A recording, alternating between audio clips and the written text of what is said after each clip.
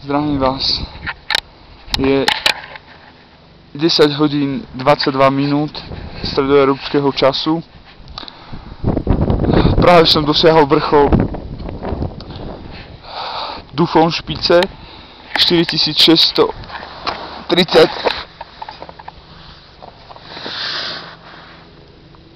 metrov. Je to jedna z najvyšších, teda druhá najvyššia hora Alp.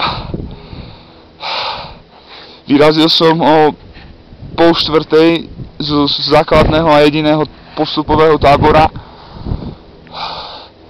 Trasa bola najprv spočiatku v poriadku, neskôr nebezpečná v tom, že bolo tam kopu trhlín, ktoré som musel obchádzať. A keďže som išiel solo výstup ako sám, bez nadviazania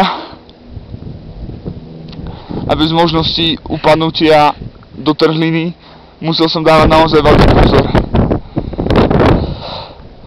Všetko dá sa povedať, že bolo v poriadku. Mierne som sa odklonil od trasy,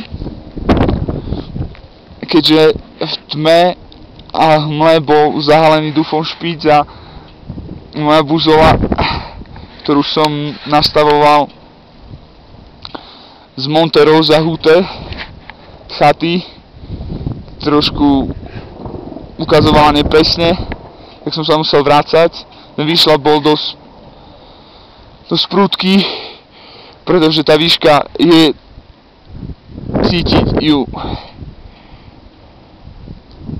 Ale najhlavnejšie, najťažšie bol tento hrebeň vrcholový.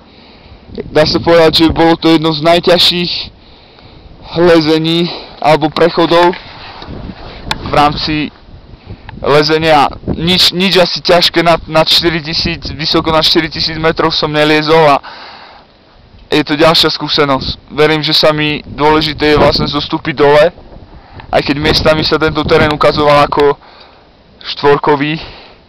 Ja verím, že s Božou pomocou to zvládnem, že ešte dneska zídeme do Cermatu.